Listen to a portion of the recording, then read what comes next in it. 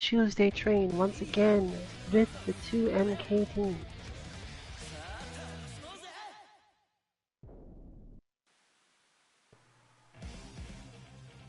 With basically 1.5 weeks left until EVO 2018, even though we're not going, it's going to be important to understand what we're watching.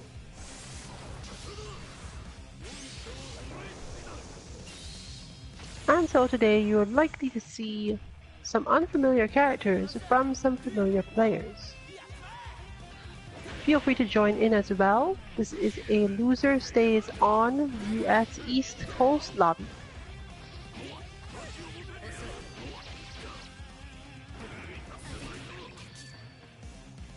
Meant for beginners to intermediate players.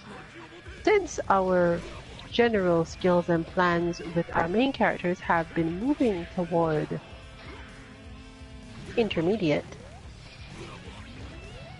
today in particular is more of a reset toward the beginner side. Since we are likely to at least a little bit be intentionally playing characters we have no idea how to do anything with, or very little.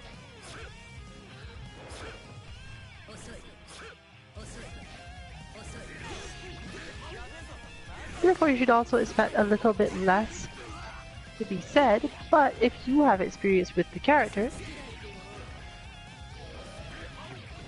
please feel free to join us in the chat and let us know what we should be doing differently, or just what we should understand for when we intend to watch it.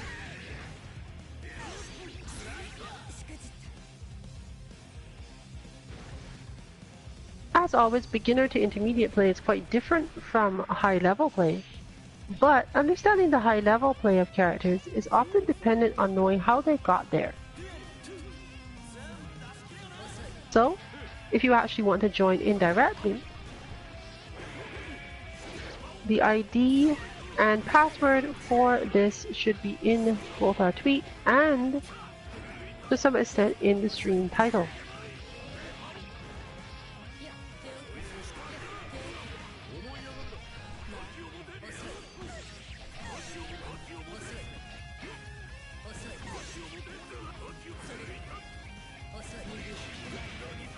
So, come watch us flail around and come help us flail around.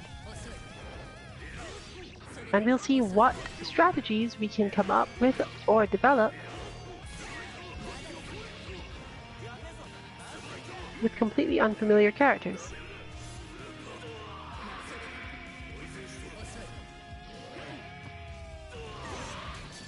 There will still, of course, be a lot of fundamentals going on.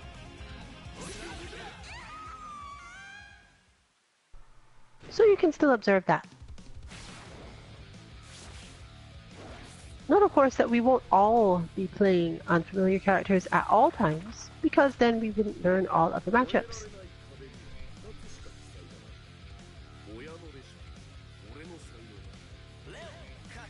But, depending on who we're going up against, definitely are going to see some of that.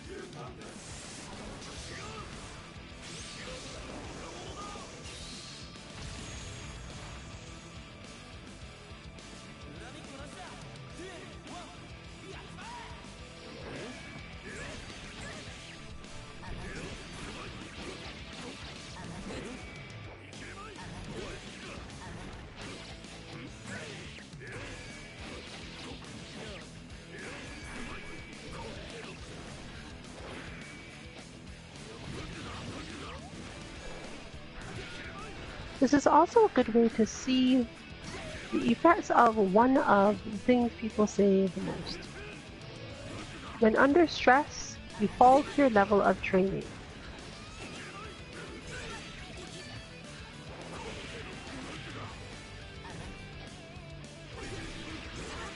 Here's a quick way of helping you get a gauge of how good you are at a game on the fundamental level, rather than how good you specifically are with your own character. This does of course require that you understand the game well enough to know which sort of character you can use, and therefore who to switch to.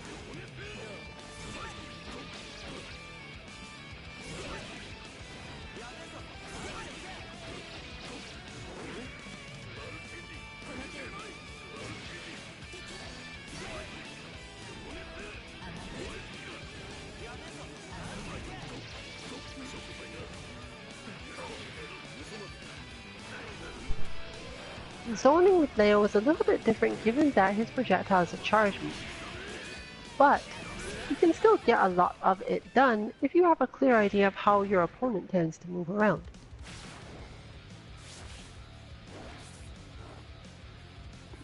Similarly, its upward attacks are also charge moves. If you're a Street Fighter player, you can consider him to be similar to Guile. And if not, probably familiar to you as an overall thing anyway.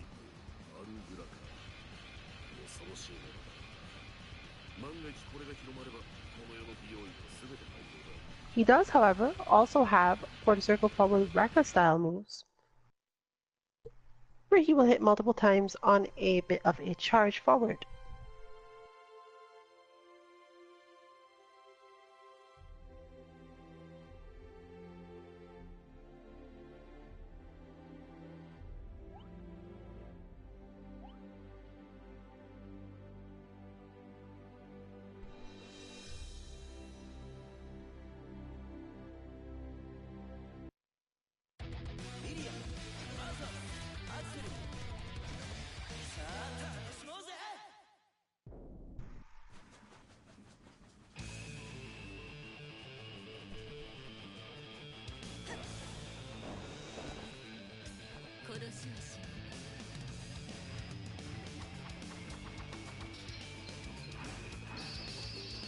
As noted, we're not all immediately playing unfamiliar characters.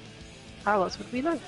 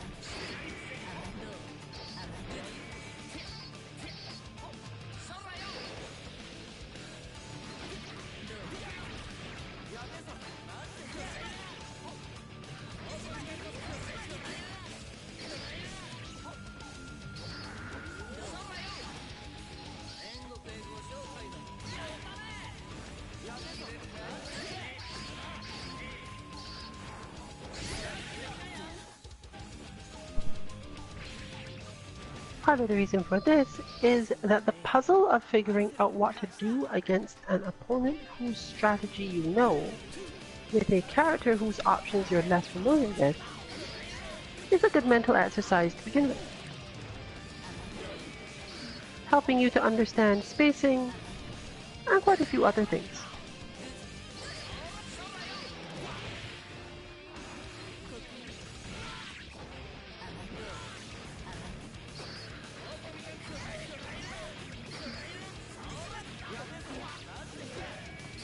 Generally, when you want to do this, you seek an approximation of either a character you play in a different game, who, for whatever reason, you don't play their equivalent in this one, or just seek a character with a generally similar game plan or risk-benefit system to the character you play in the same game. Execution is less of a concern in most cases. If you're good enough to be worried about that, you might want to actually lose some of your execution, as it helps you understand the stress of higher level play.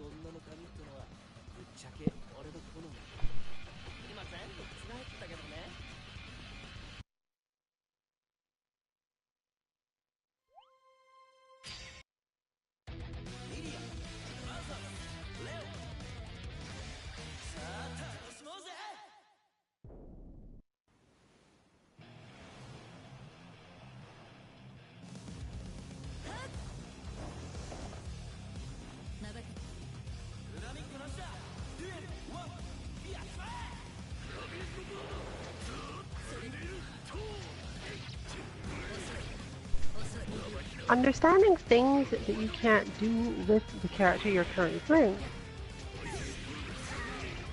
can also help you appreciate what your own character does better, or make you think about ways to use their tools differently.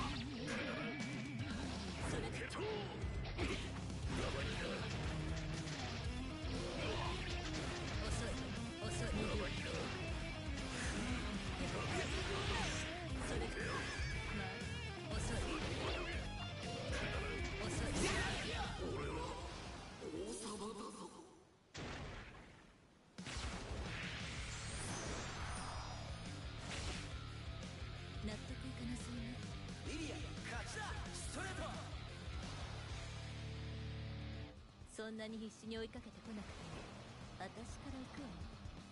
とどめは刺さなきゃいけないんだ。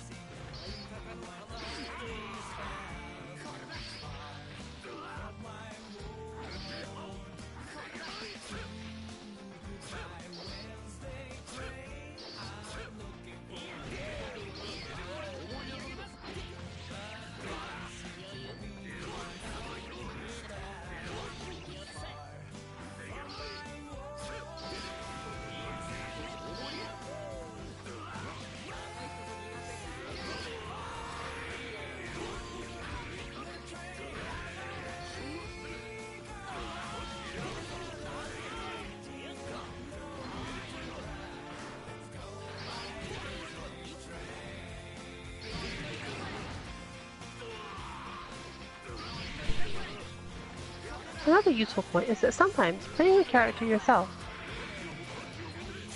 can give you an idea of exactly how scary all that stuff you find terrifying while playing against them actually is. If you're not too familiar, you often run into a situation of it looking as if your opponent is doing some very complex things, when that's just the way the character is designed to look when they play. Leo is actually one of the characters in this game who is most like that. His moves often give the impression that he's doing some very specific setups that are hard to get out of and hard to do. This is somewhat true. But once you start getting the hitting part going on, it's a lot clearer to understand which of those things are actually meant to be confusing and which are just interesting animations.100%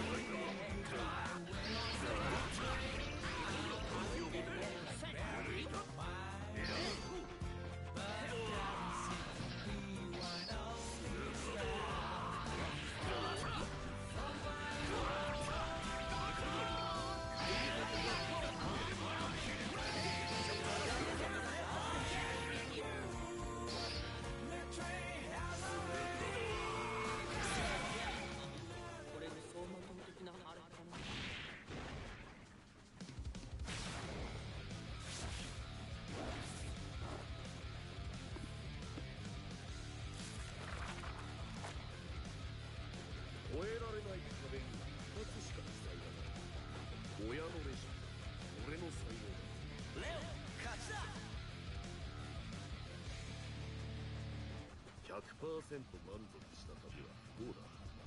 もうその場所へ行く動機を失う。戦いの仕方。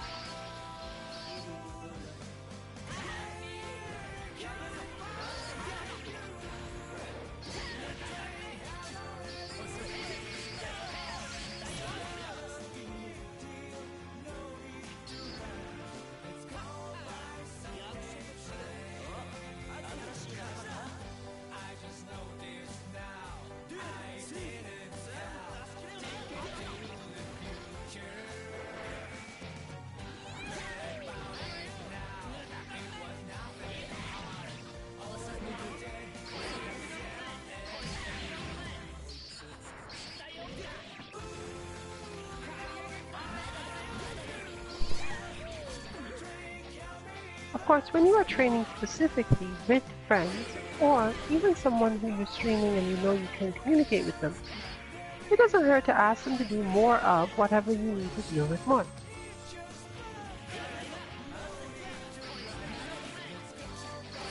Different from training against the CPU because a person will generally be trying to find a way to make it useful and give you more to think about. Or do some unpredictable things that are only unpredictable because of their particular position. You know the player's mindset, but they're adapting with new tools. This can leave you seeming to have a lot more to deal with, even though it's just the same old in a different form.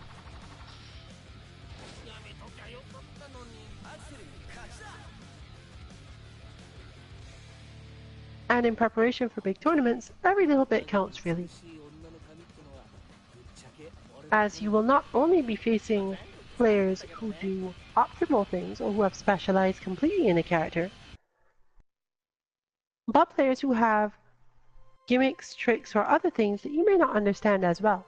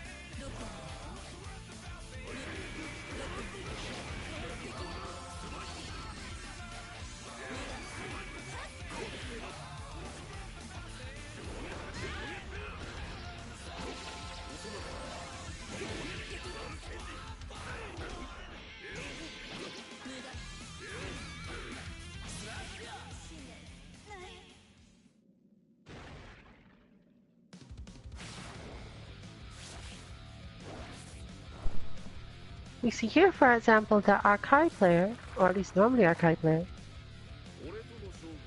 manages with Leo despite him having very different types of both air and ground options.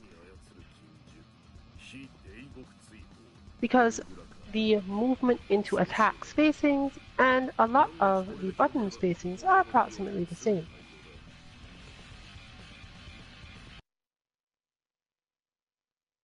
Specials, combos, and conversions can be very different in games.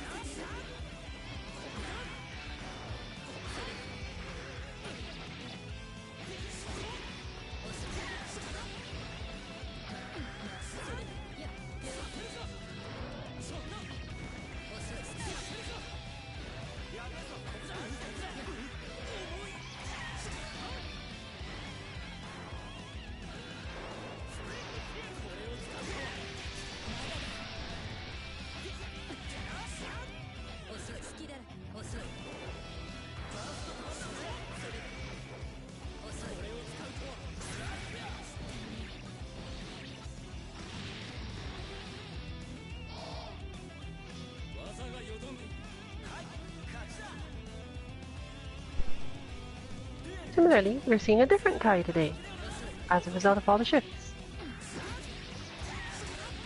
But with someone that is less experienced in the direct execution sense, you get to see a lot more tactics involved that approximate to stuff you've seen from their main character.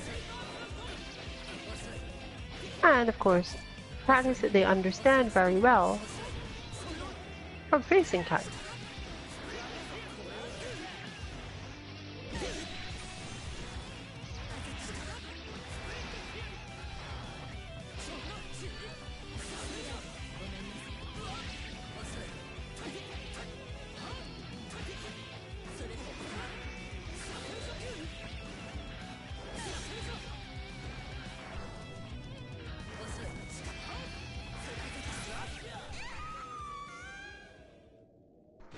This also helps you learn to manage your expectations so that you don't stick to what you expect from a character based on your training partners.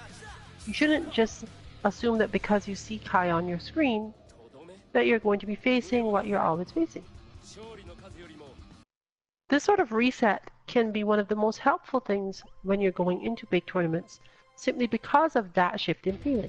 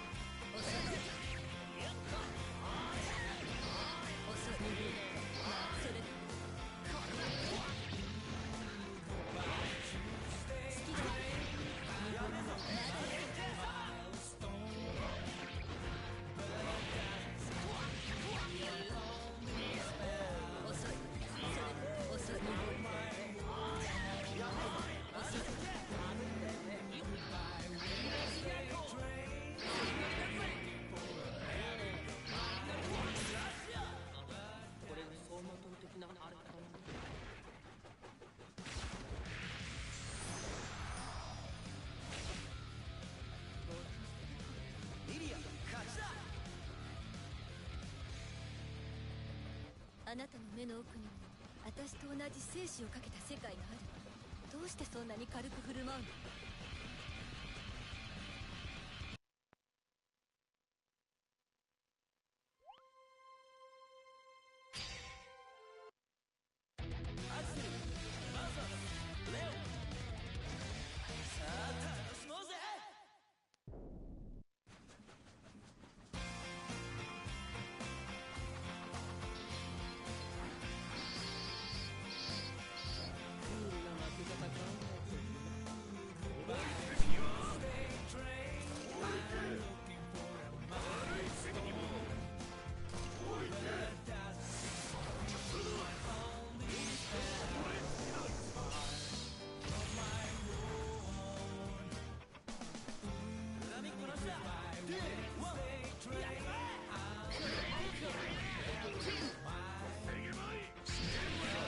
？Above all else though, doing this makes you get used to new ranges on normals, which in turn makes you think about the ranges you use on your normals.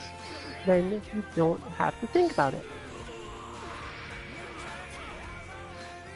Is there anything you could improve? Or anything you're being a little sloppy with, but still succeeding at? This isn't usually a mark that you should actually change it, but rather recognizing things about why your opponents get hit.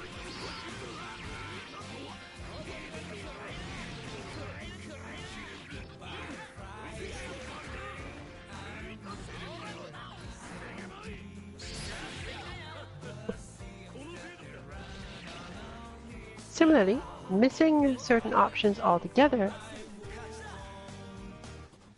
or having the way you access those options changed,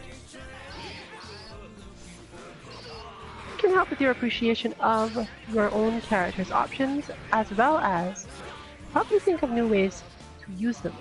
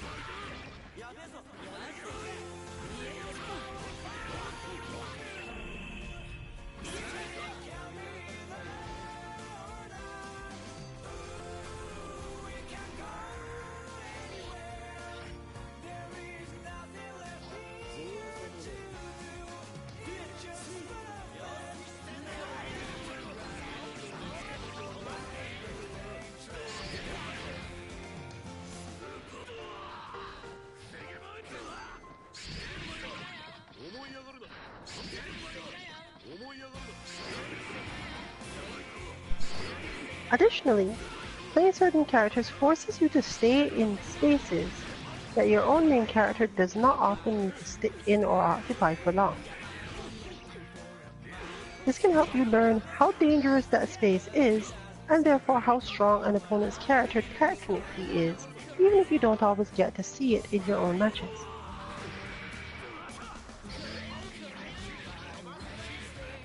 Identifying these ranges can also help you when you face an opponent who specializes in using a style that will try to get you to stand there.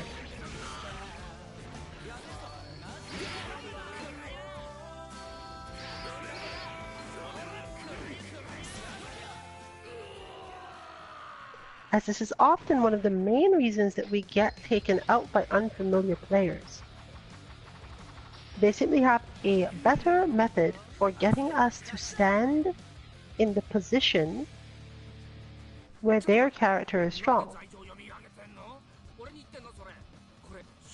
Whereas our usual training partner, or just if we have none at all, doesn't tend to manage this as much. The result being much bigger conversions into damage, without really feeling like you understand what's going on. Generally, when you run into those situations in tournaments, you should watch and see whether or not you are the spacing against the character that you don't normally find yourself in. But of course, it helps to have that sort of information beforehand, at least a little bit.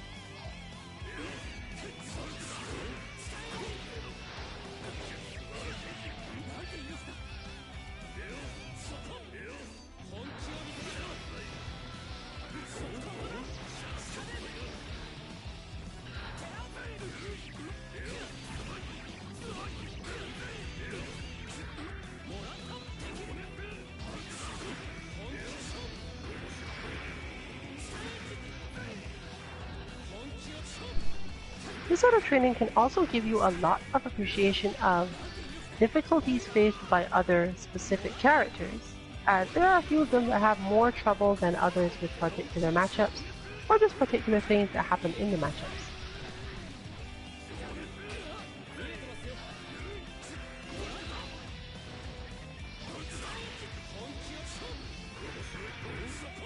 Alternately, changes to basically understanding of the flow of a matchup can be important too. However, you should, above all else, be careful not to let your meter get dropped, since meter usage on unfamiliar characters is often hard. If nothing else, just use your super randomly or Roman cancel something that you didn't feel was a good idea. This will also help you to understand why it is that certain opponents do those things, and make it a little easier not to assume that everything that an opponent does is some complex plan. If you're at least a little familiar with when panic sets in or what panic looks like,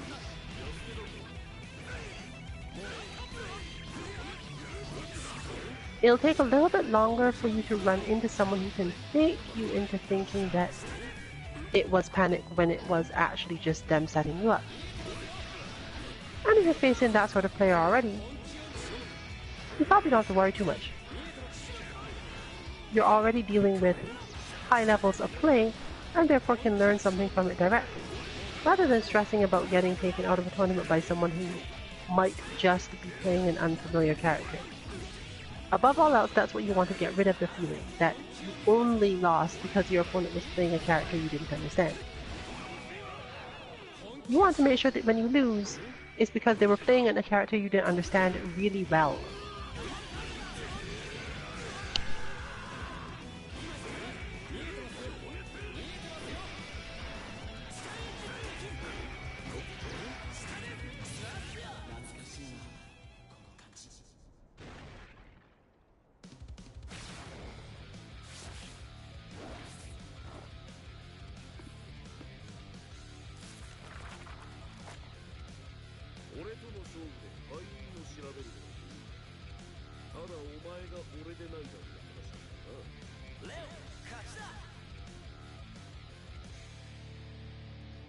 社交辞令でよければ検討でも叩いたいところだが、お前もそれは望むまい。ちなみに俺の辞書には勝ち時の用例がざまあみろしかないので、こちらも控えて。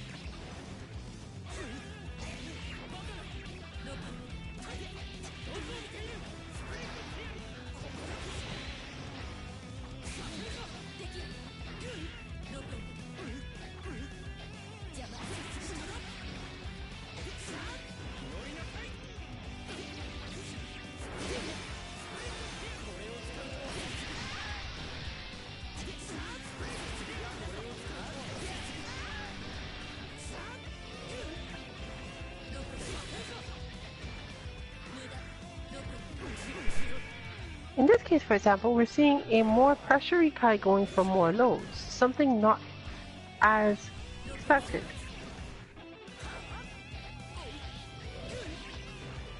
Defending against the lows is not necessarily difficult in itself. Knowing what to do after it because you've been placed in an unfamiliar situation and an unfamiliar spacing can change the entire matchup.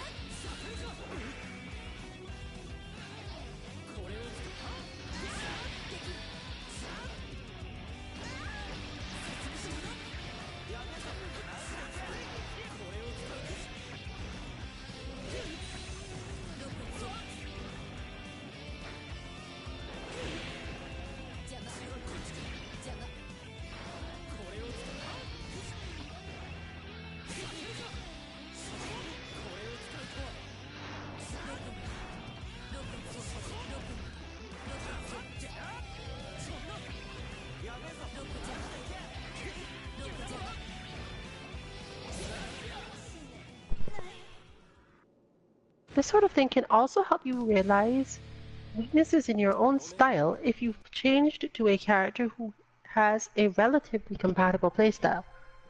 The loss of one or two tools can cause an overcompensation that will outright show you whether or not you normally rely on that tool too much, or if your mental state might not be suited for dealing with new styles of opponents.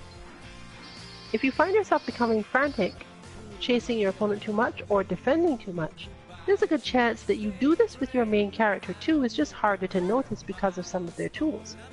Meaning that if your opponent could push you into doing it, you might actually end up in a bad situation, even though you actually still have good options and could beat them. Psychologically, they might be able to pick you apart.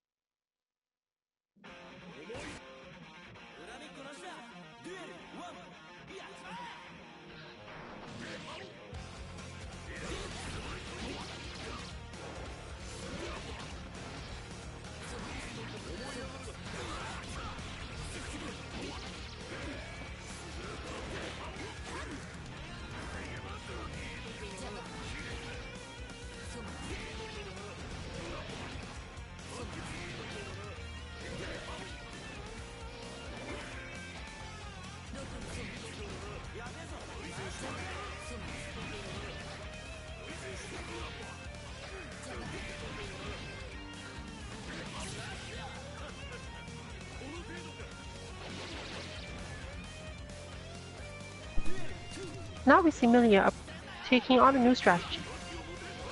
Since Milia's buttons from the air are good diagonal downward attacks for the most part, she can choose to either go for the attack nearer to the end of her jump, or dash over the opponent's head if they attempt to counterattack her.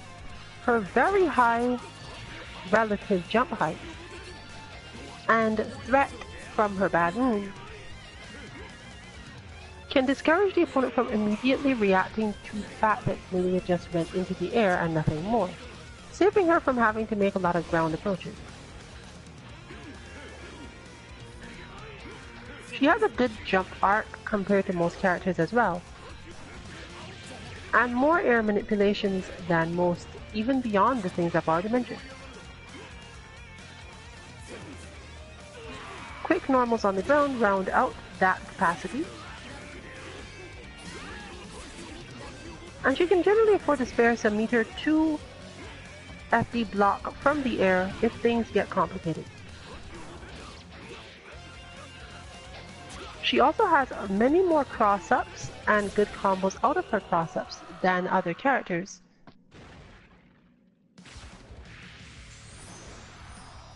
Meaning it can be much easier to move through things.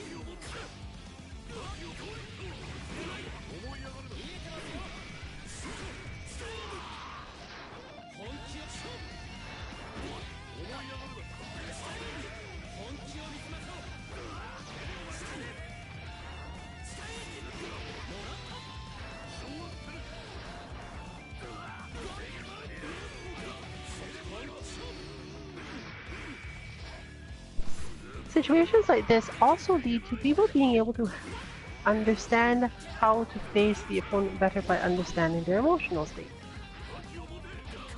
Until you've tried to get in on ties with Leo, you don't really know what that feels like, and you don't know how much stress you are putting on your opponent by keeping him out.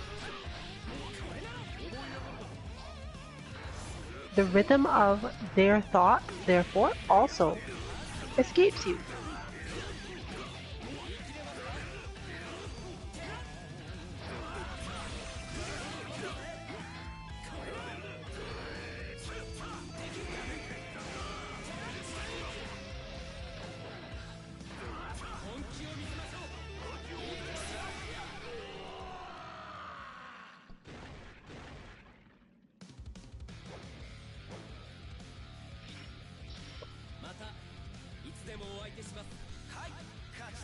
Creating a situation with more tight matches. Because you're spending more time understanding how your opponent is feeling and thinking, rather than focusing on just their character.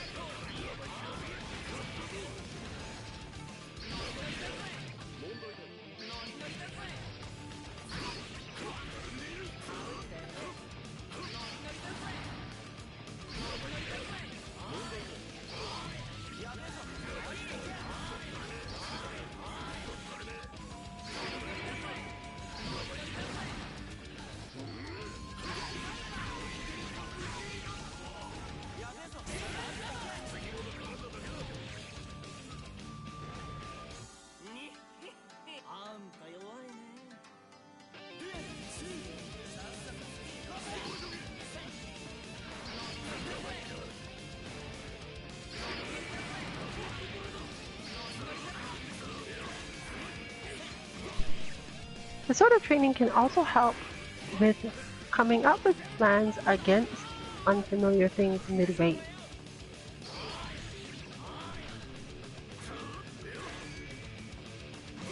Since a lot of facing unfamiliar people relies on your ability to quickly come up with a new plan,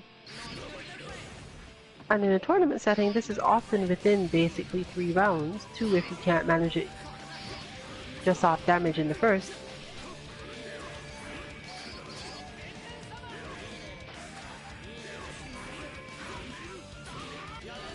Your ability to keep yourself calm and think through a situation in a short space of time, while defending, or just being willing to take some damage and refocus yourself to thinking about the situation rather than trying to get out of it. All these things are tested and trained in training of this type.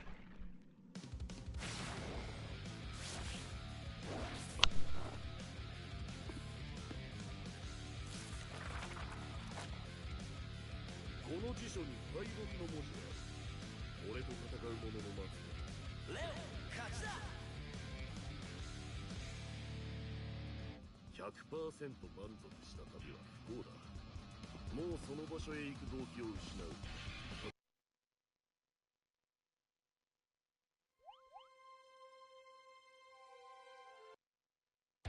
リリア、まずはアクセル。さあ楽しもうぜ。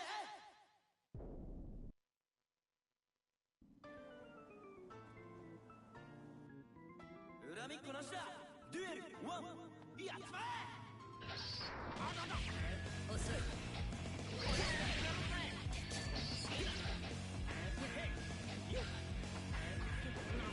遅い。まだだ。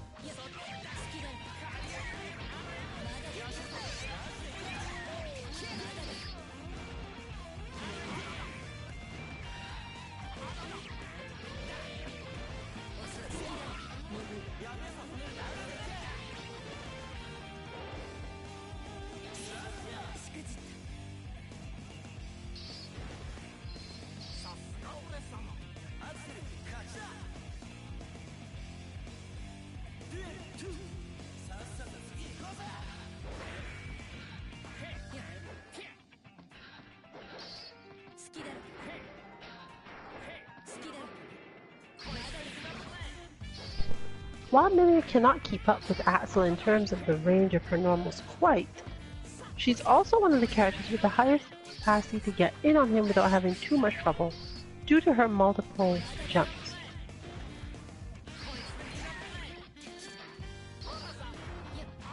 She is one of those characters with the ability to take 2 additional air actions, meaning she effectively has double jump into air dash. You can use this to be even more confusing to your opponent's positions and reactions,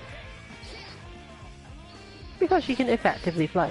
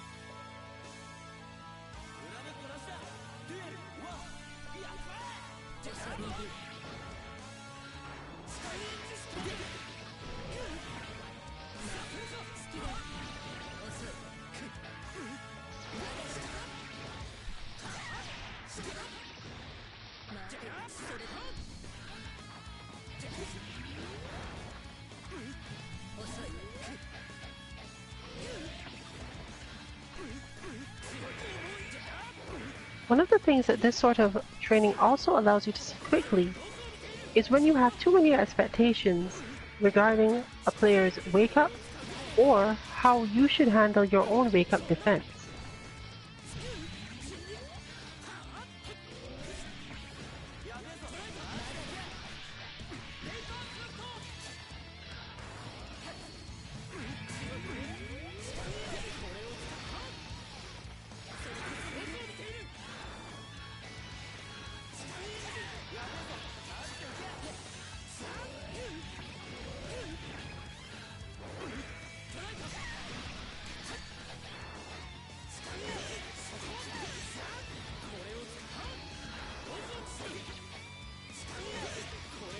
Those of us with a strong tendency to immediately always recover or go for pressure often end up in conflicting situations when playing a new character who don't have the same options.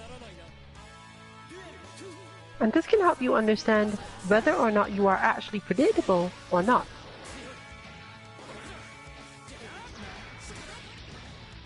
Since if you cannot change what you are doing because the character is new or unfamiliar, there's a good chance that you were autopiloting your wake-up pressure or your wake-up defense on your main character.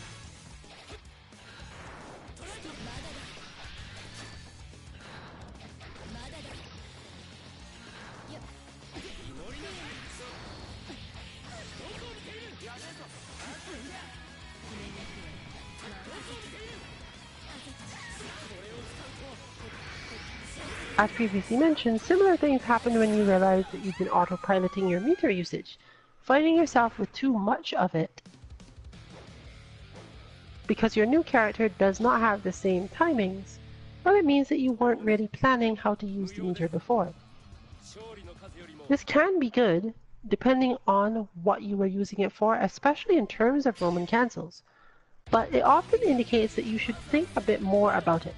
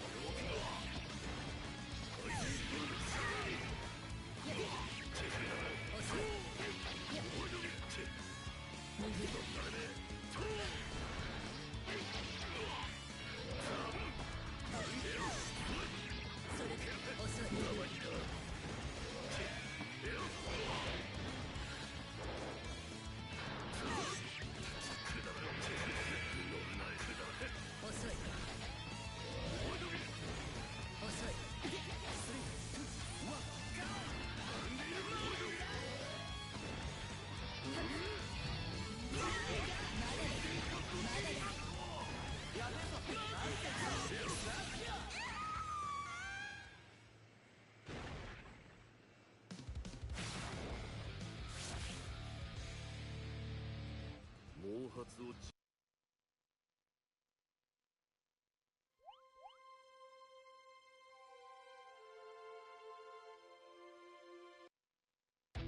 リリアマザー母さんさあ楽しもうぜ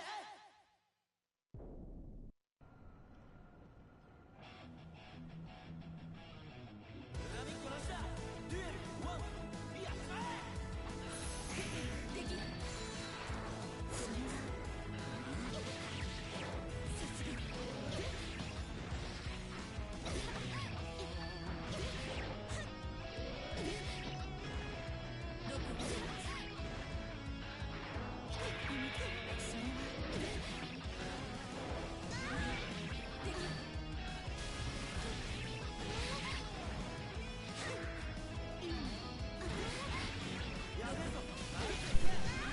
Busy is another character with multiple air options in that she can move in the air twice after jumping rather than once. She also has more mobility after her super jump. This helps her stay out of the way of a lot of pressury characters, but she does tend to have to make enough space to build up her things because she can't do most of them in the air. She does have air options, but the air options are different moves.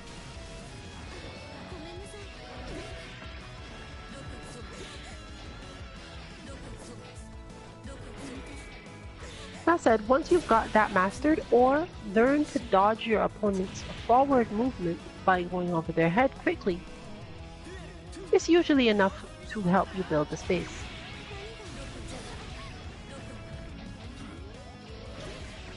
Unlike most zoners in other games, the long startup of Busy's moves means that she's not really able to zone without putting space between her and her opponent first.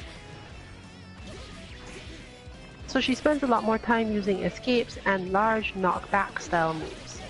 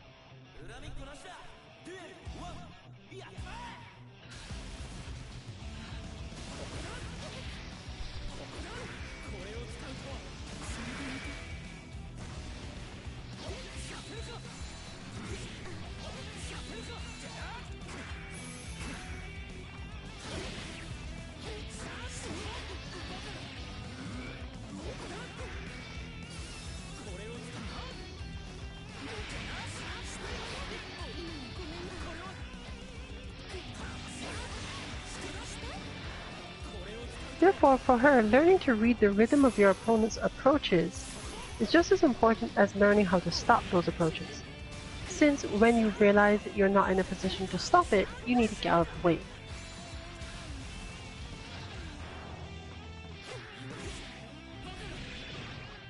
Fortunately, her double jump into dash, or her dash then jump situations, make it a little bit easier.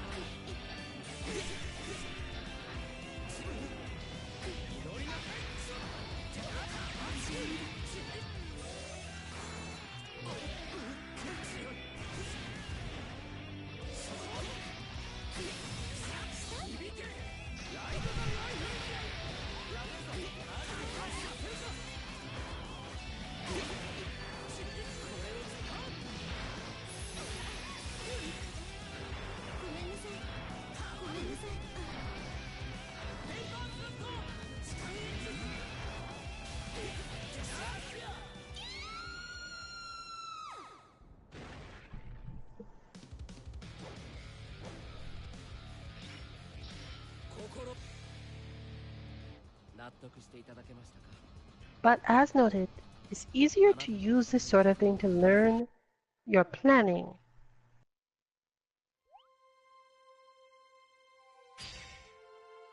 Since if your execution is decent,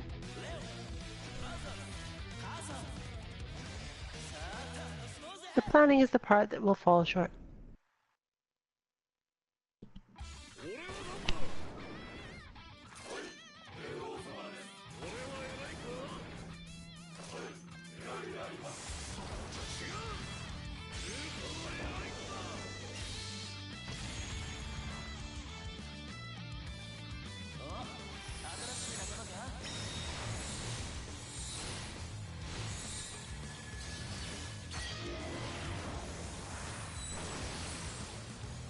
きっと知らないから怖いの。恨みっこなしだ。デュエルワンやっまい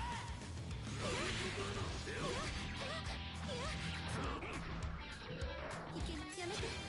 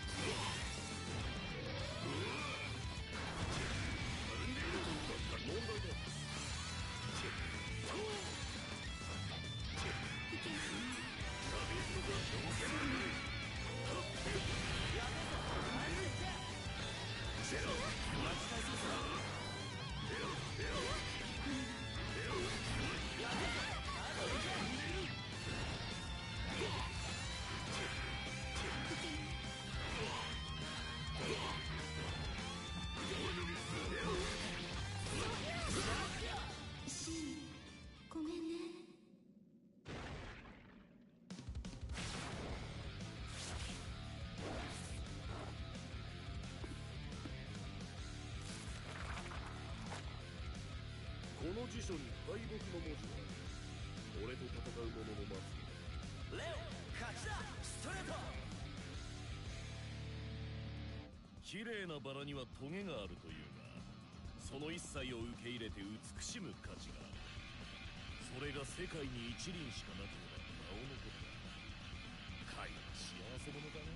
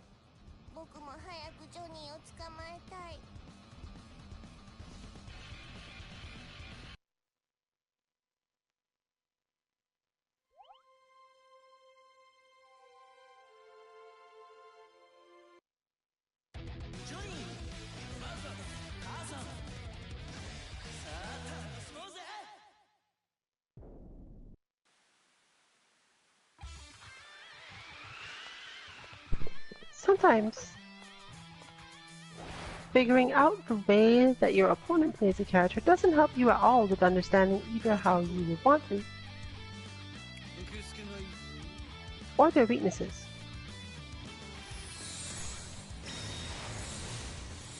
In those cases, it's often important to try to imitate the opponent and see if you can figure out why it is that what they're doing works or is hard to do.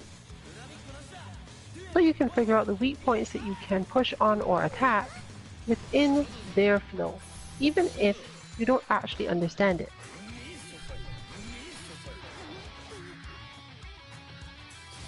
And by understand it, we mean understand why they're doing it.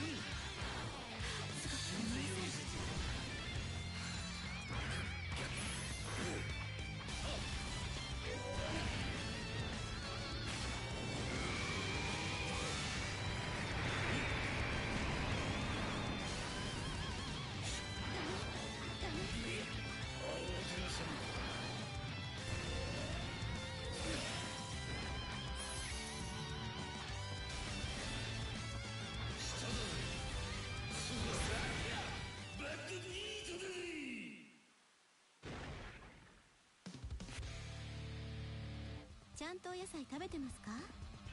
またお料理を作る。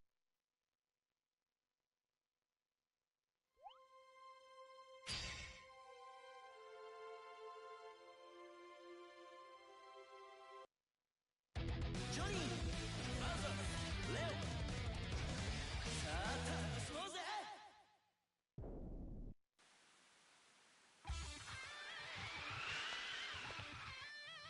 恨みっこなしだ。デュエルワン、やっちまえ。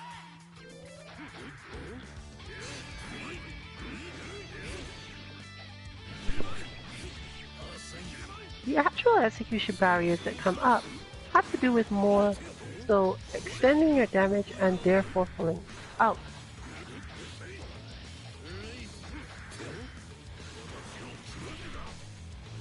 But in a beginner to intermediate lobby, when you're thinking about plans and characters, it's really not as important. If anything, it shows you the opposite. how dangerous would your opponent actually be if they couldn't land big combos? This isn't to say that you should be thinking about this as the way to win, because people will find a way to land their combos. However, it does help you think about the amount of work required to win without them, and therefore, how much stress you can put on your opponent if you can delay them for a bit.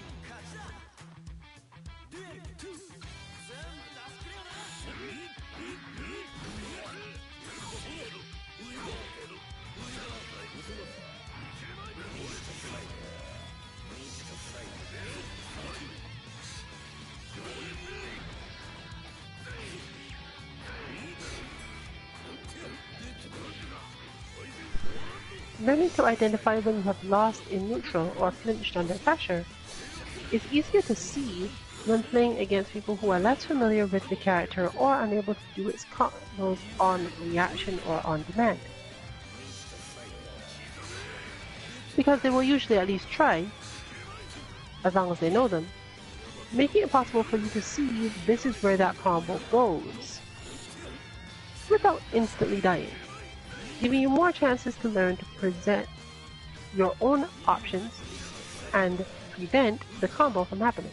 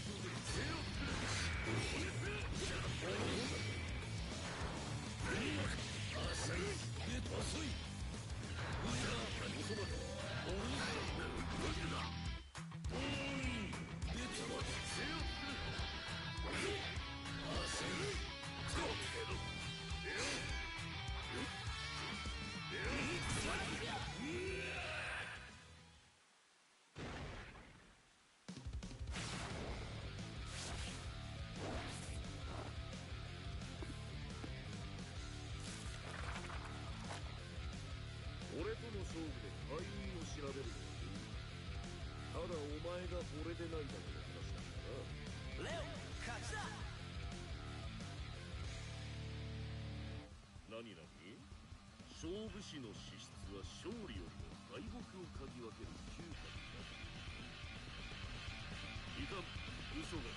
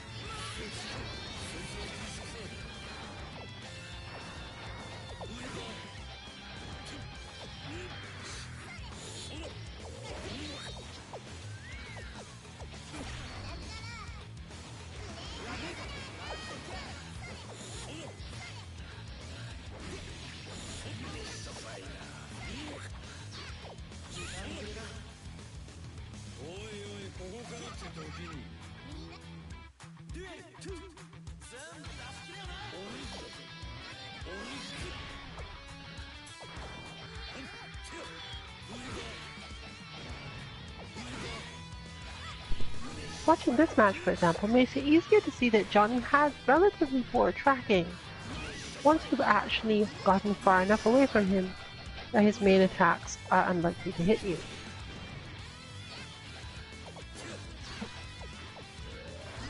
Partially why pressure and spacing is so important for Johnny players.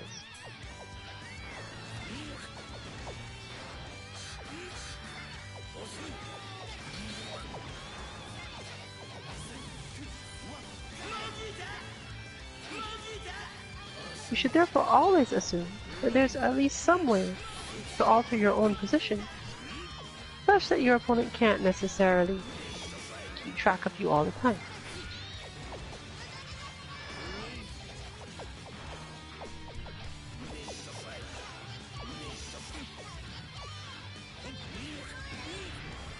If one can manage this, and defend properly against him,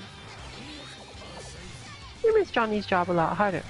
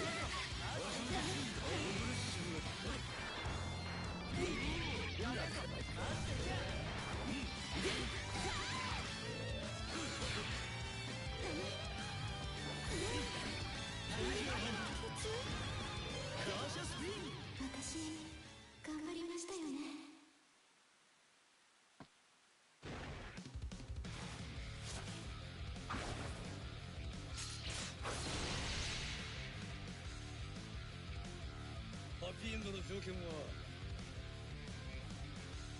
ハンサムが勝つことさ。ジョニー勝ちだ。ストレート。お前さんはジェリーフィッシュ海賊団の船を降りた。だが今度は自分が船になる。頑張れよ。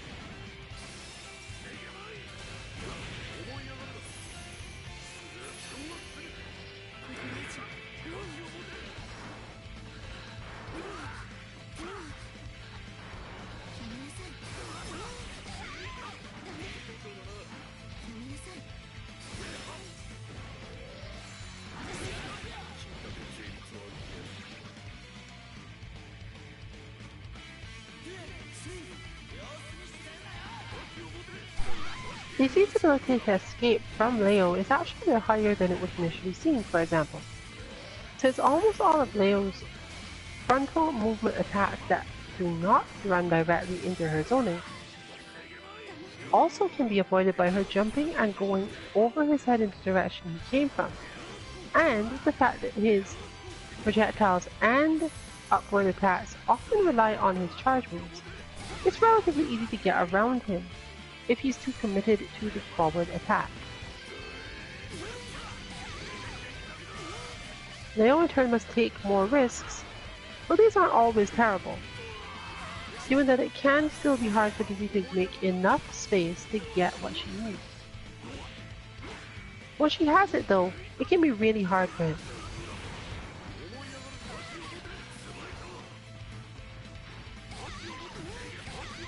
And the high number of Leo's moves that Dizzy can avoid by taking to the air doesn't help the matter.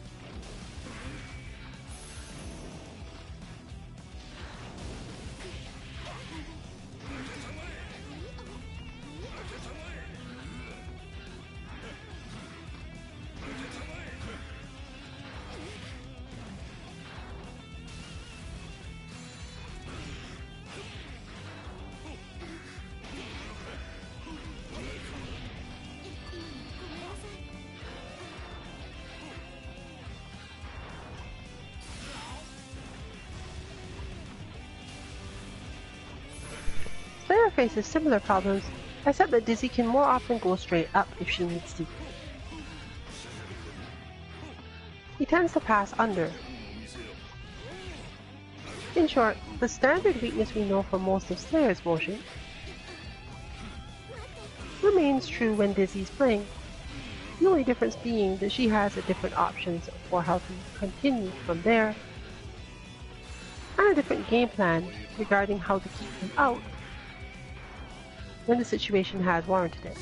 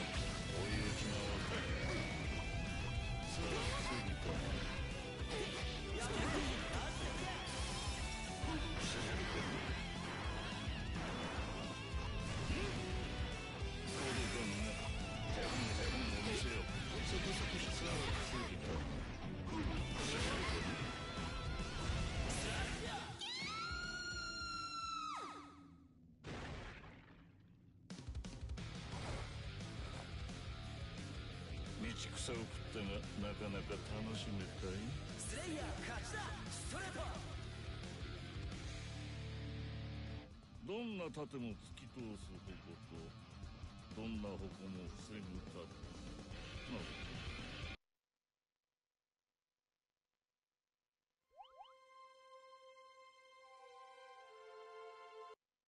ど。ジョニー、まずは母さん、さあ楽しもうぜ。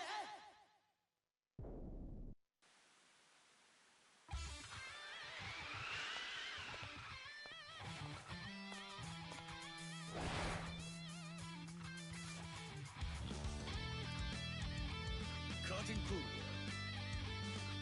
受け付けないぞ。ダミックなしだ。デュエルワン、やっま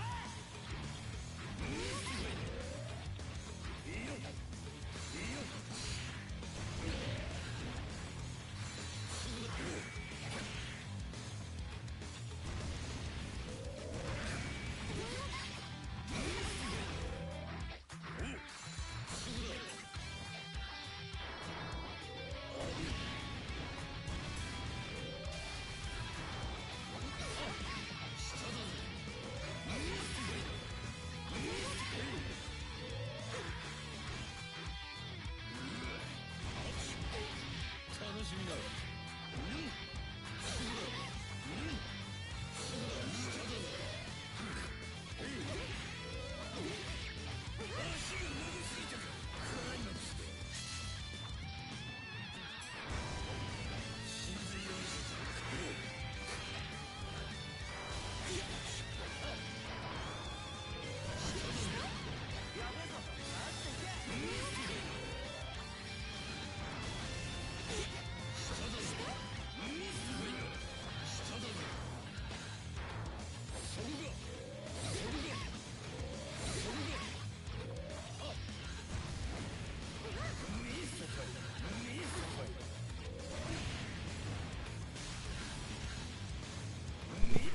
We can see that once in the air, Dizzy's multi-movement can give Johnny some problems due to the aforementioned difficulty in tracking. However, managing to actually hit him is limited to a few specific moves from her side, making this match a lot more about timing and recognition of Johnny's position to know which of those moves to go for.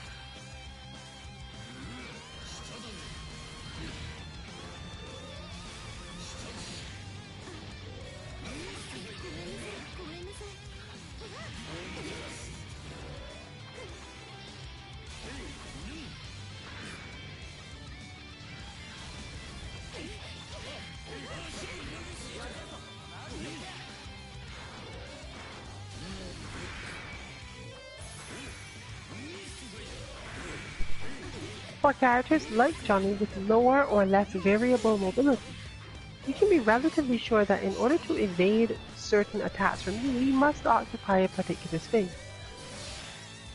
You can then assume he will approach from that space with a certain type of attack.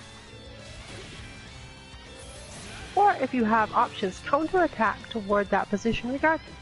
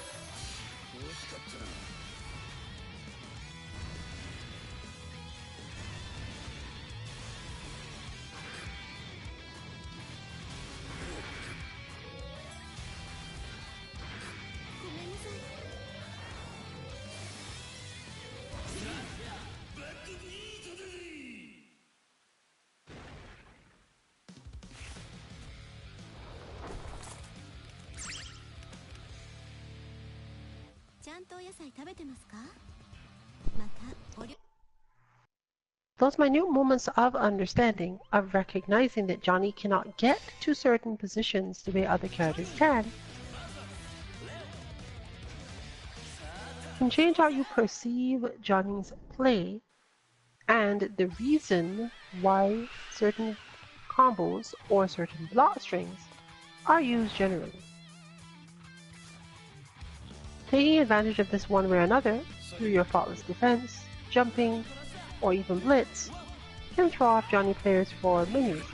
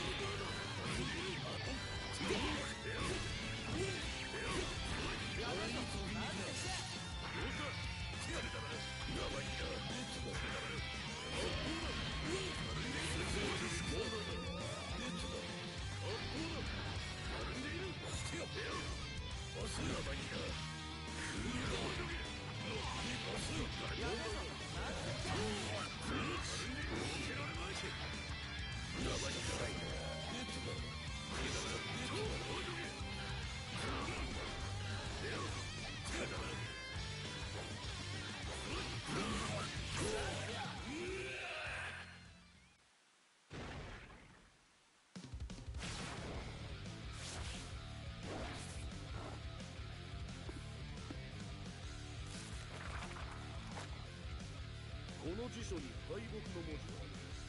俺と戦う者の待つ。レオ、勝ちだ。ストレート。何々？勝負師の資質は勝利よりも敗北を嗅ぎ分ける嗅覚だ。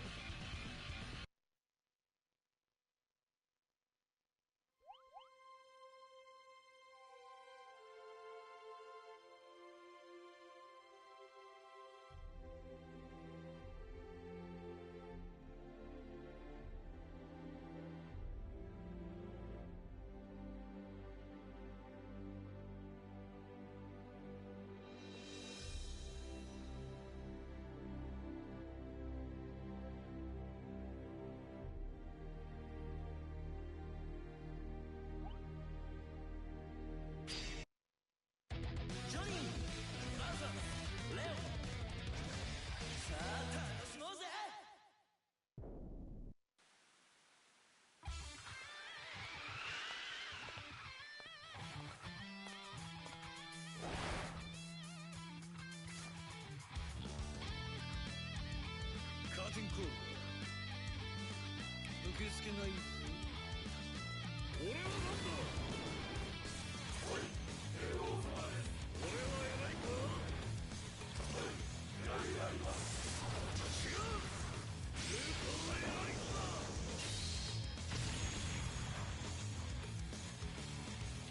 恨みっこなしだ。デュエルワンやっちま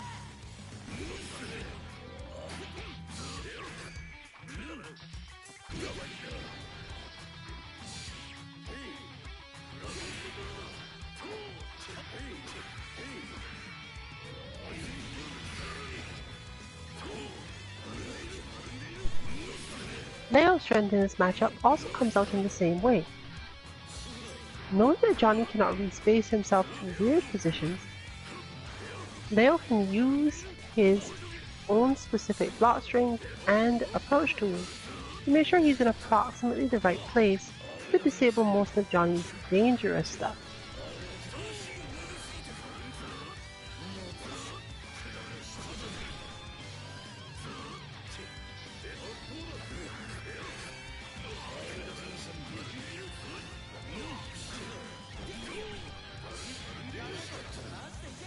Anything else, Leo's ability to parry will mostly handle.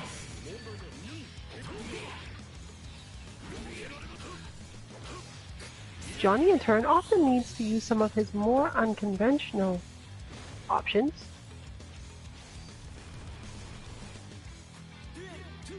to change his own spacing or just take Leo by surprise.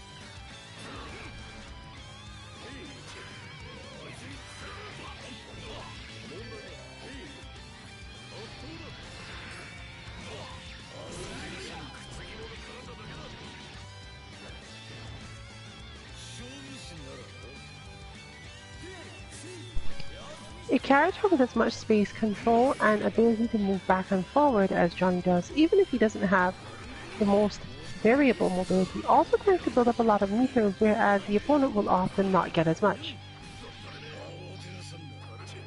This grants him a lot of options in terms of using things like Roman cancel. But there are still limits to this, meaning that from the defending side, you can get used to the idea that you will have to deal with Johnny Roman cancelling and keeping up his pressure. But the moment you realize he has run out of meter, you can change the play style a little bit. If you're not watching for this, it may be difficult to get an advantage on it.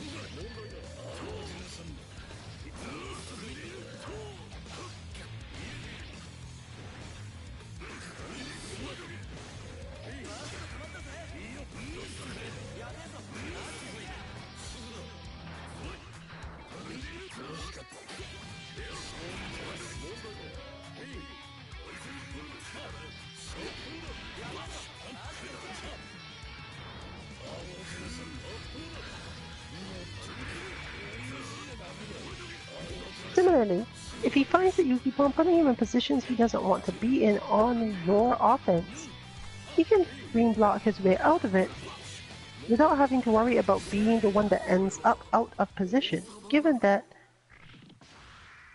it's difficult to green block your way out of even Johnny's range.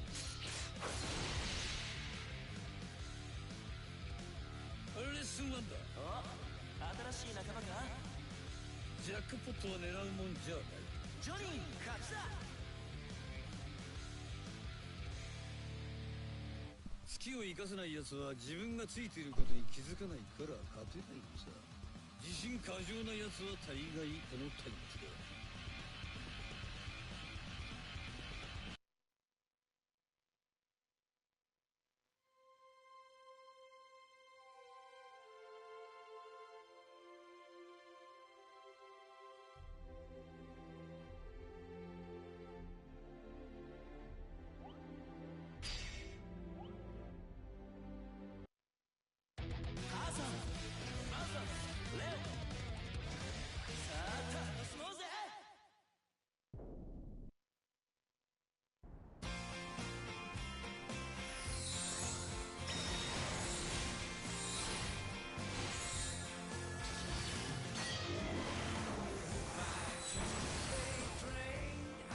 私が理解しないと。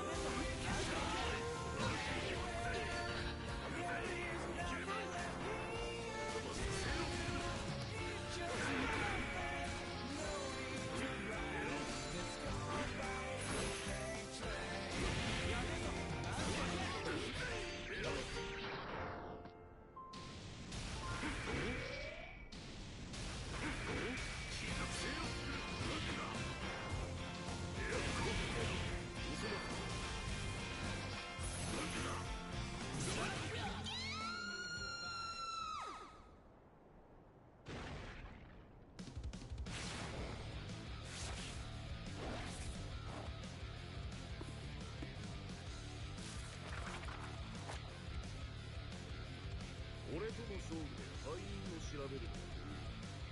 ただお前が俺でないだけの話なんだな。レオ勝ちだ。ストレート。綺麗なバラにはトゲがあるというが、その一切を受け入れて慈しむ価値がある。それが世界に一輪しかなければなおのことだ。カイは幸せ者だね。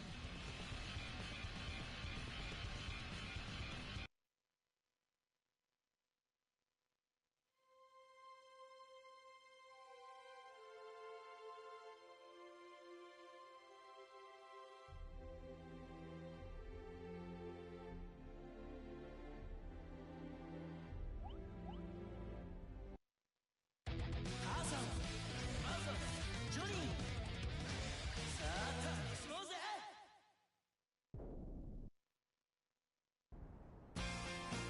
裏にこなしたデュエルワンやっちま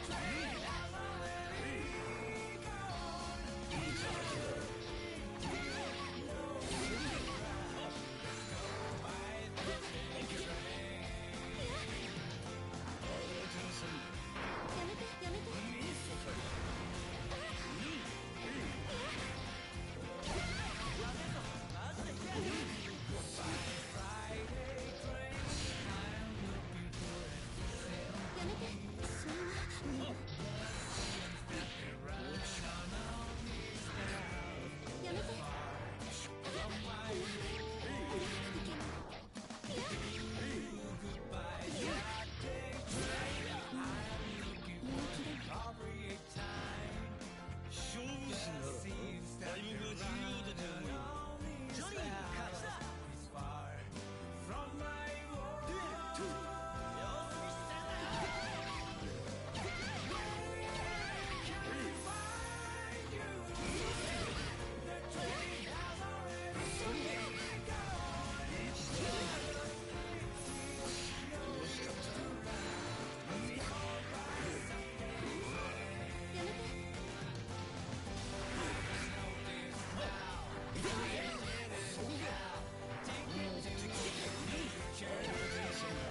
デュエル2様子見してんだよ。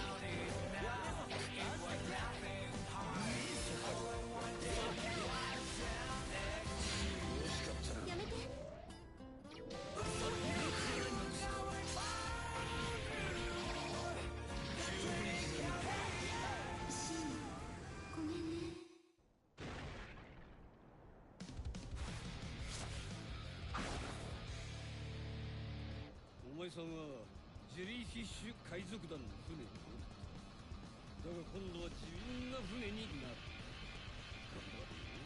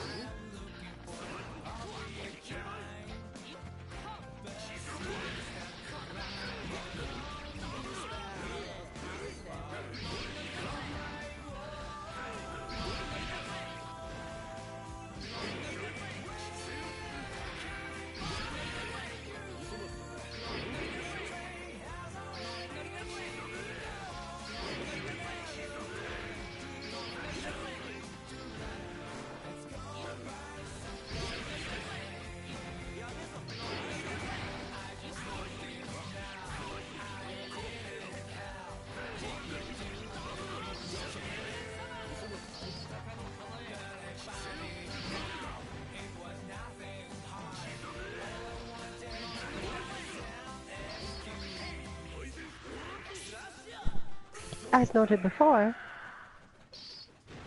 Leo's relative lack of long-range tools makes it a lot easier for Axel to hold him in certain positions.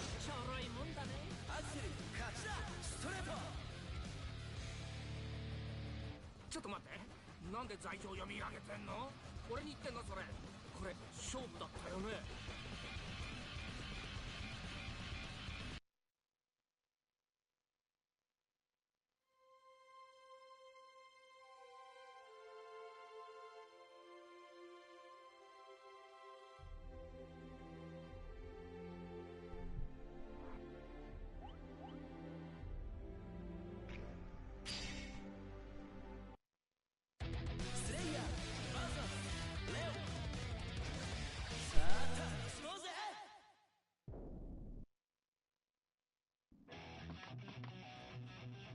恨みっこなしだ。デュエルワン、やっちまえ。耐えてみたまえ。耐えてみたよりな。耐えてみたまえ。今のは負けない。よりよ。耐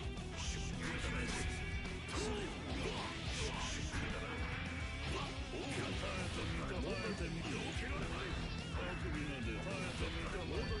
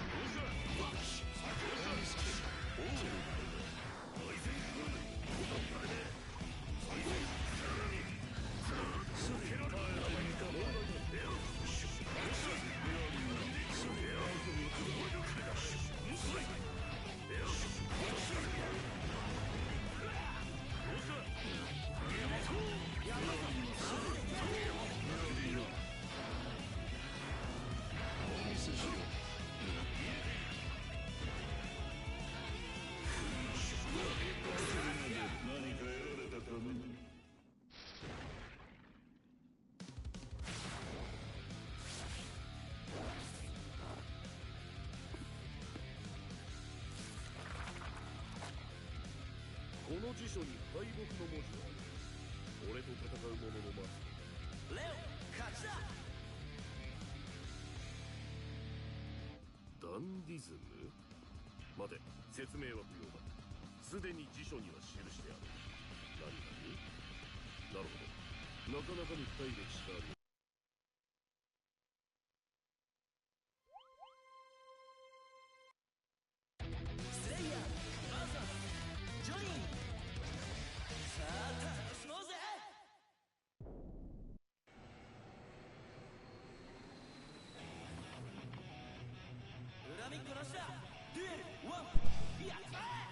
Slayer's invincible dash makes it easier to deal with a lot of Johnny's repositioning without having to actually care about whether or not he goes into stances.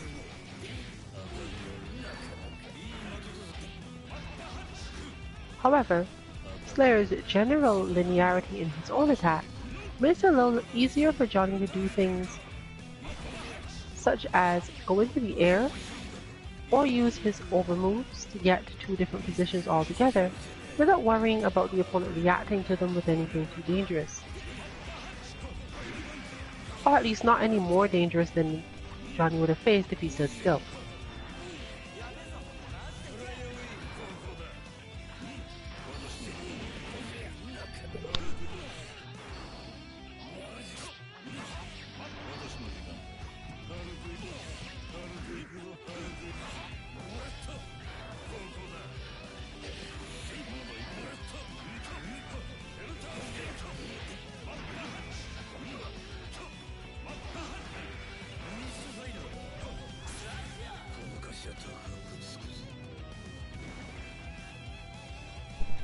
Johnny can therefore entirely give up on trying to pin Slayer down the way he would with most characters and focus on his own mobility,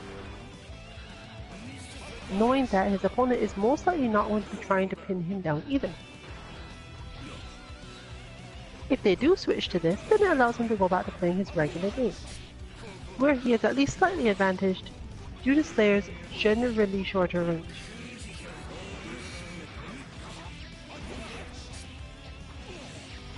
Slayer in turn can work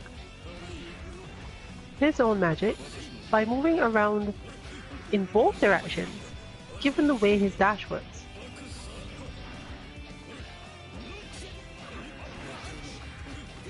From there, his normals and quick jumps and instant air dash attacks will normally evade most of Johnny's stronger moves, causing him to mostly have to worry about just getting clipped.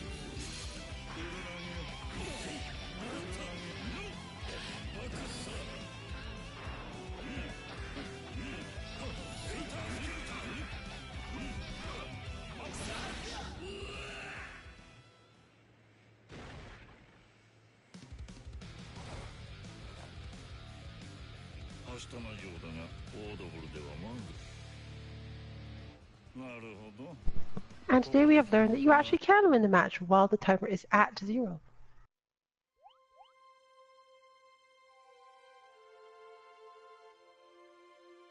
Something with the very small potential to be important one day at a tournament.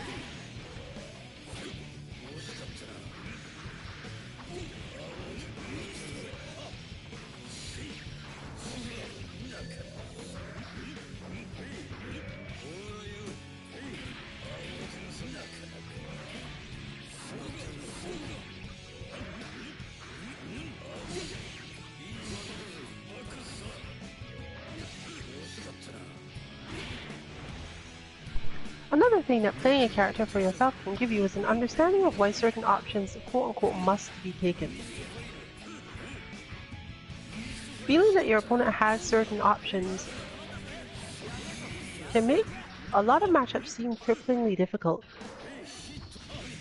But once you understand why they take a certain one most of the time, it can be easier to see why the other is not a great option and why you should try to deal with it when they do it.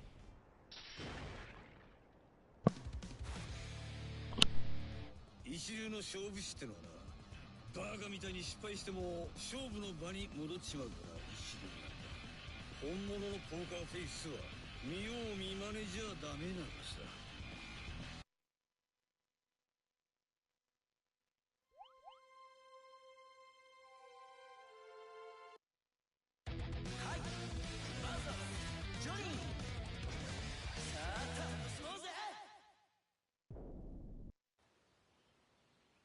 Get up to rock, get up to burn, stand with the pride, ever feel your desire. Duel 1, やっちま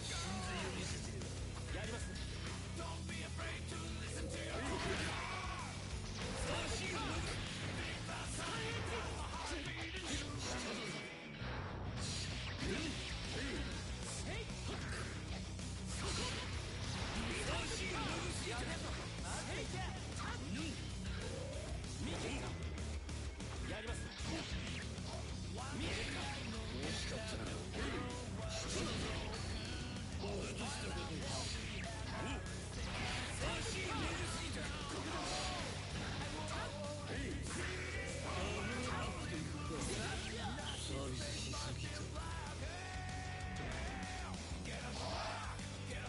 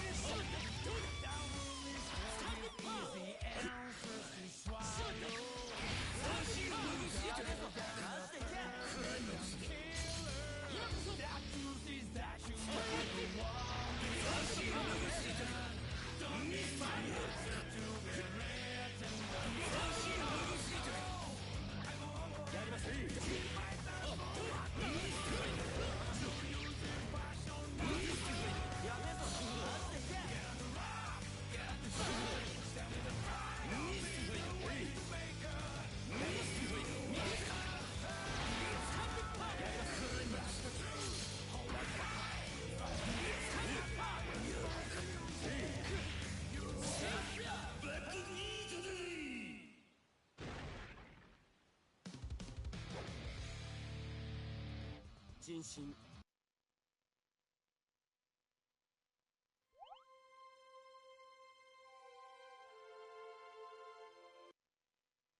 アクセル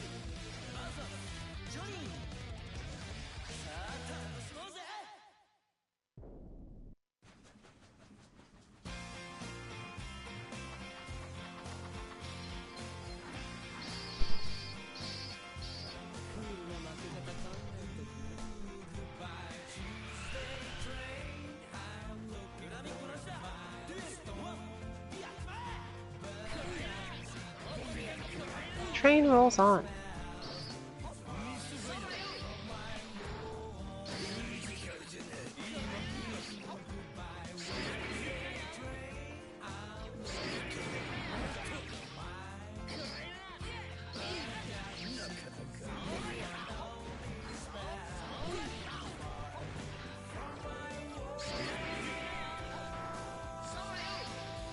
But as noted,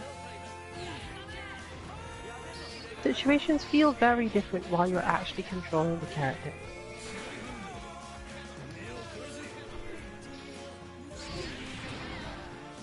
Even if you get comfortable enough with said character to use the same sorts of combos and tricks that your opponents use to bother you,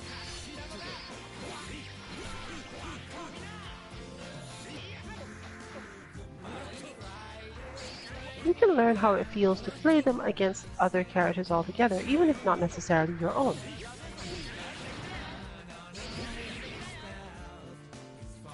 And this expanded mindset may give you a little to think about.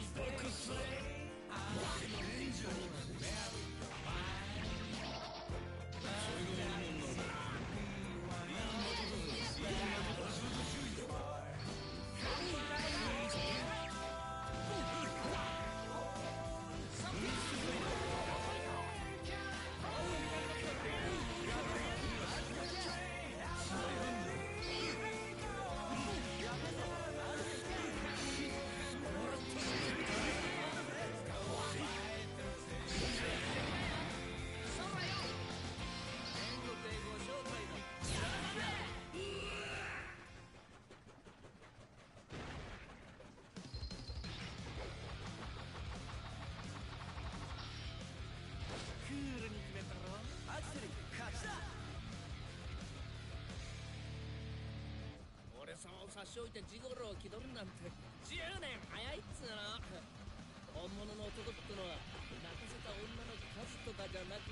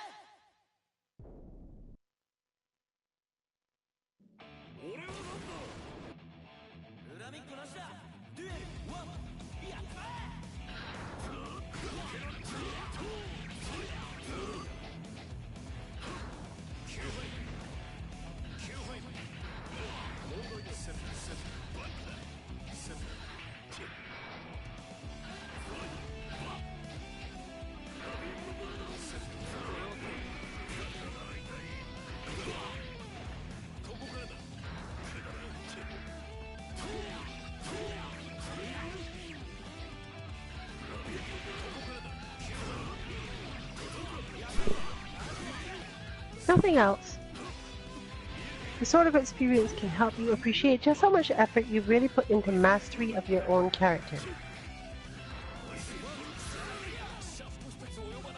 No matter how it goes when you attempt to play a new one, you can at least come away with the feeling that your own character feels more familiar, and now you have a clear idea of why.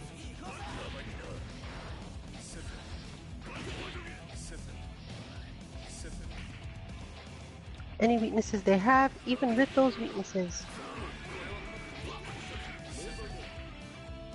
you can remember how many other things you might have to deal with.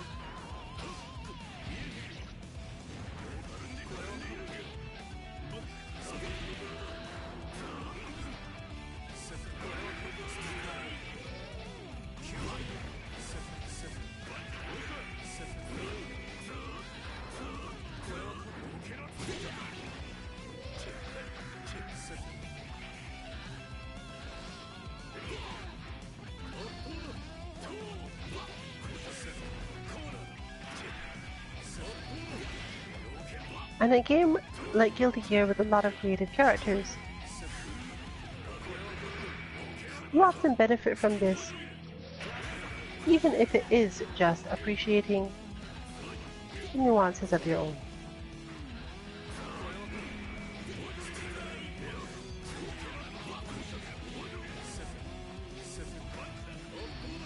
In this case, we're coming toward the end of stream, however.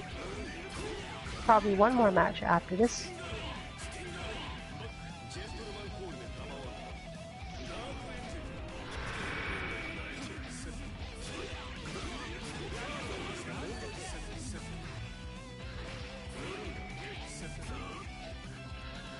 And therefore, we will be shifting at least somewhat.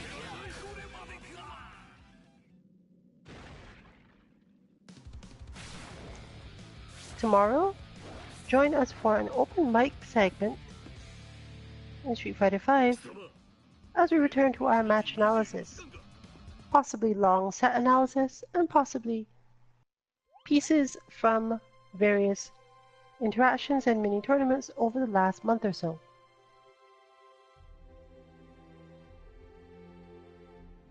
On Thursday, join us for Kame House lobbies in Dragon Ball FighterZ,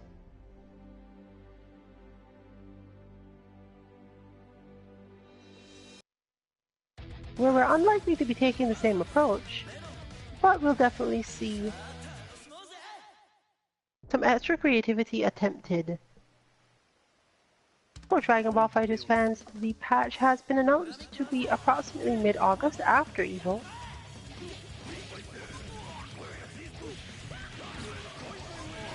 And the producer Tomohiroki has mentioned that it will be mostly buffs, as she considers the current balance to be exemplified by Goku Black and Adult Gohan, and we know how strong they are, so if that's what we're all supposed to have, even if they don't all turn out to be quite that strong, you can see the direction she probably plans to take it in.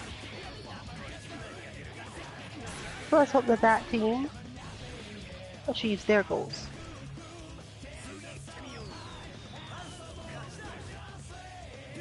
Friday, we'll be covering either a particular strict kata style practice style in Street Fighter V, or some DOA 5 action.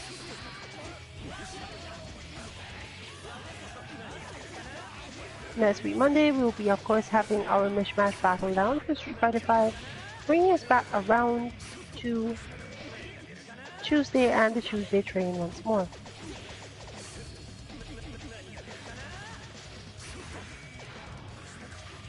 Bear in mind, of course, that next week's streams, toward the end of the week, may be a little bit less likely to happen at all, due to the biggest tournament of the year happening in California. Well, technically in Las Vegas. No?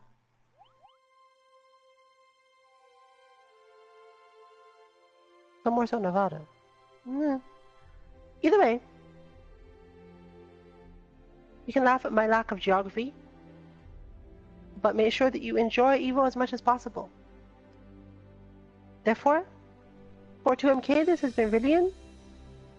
Good night, everyone.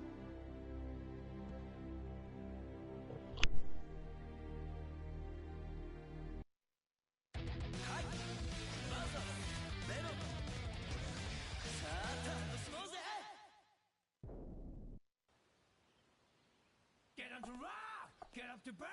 Stand up to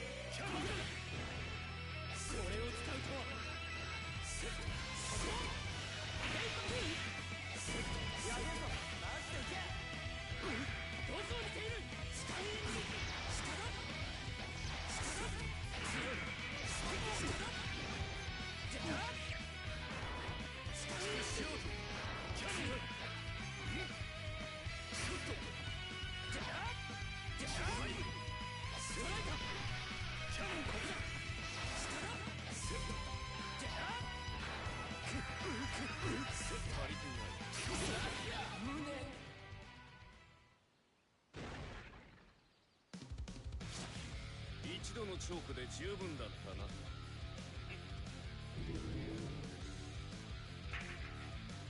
レノ勝ちだ。天賦の際とその努力には敬意を表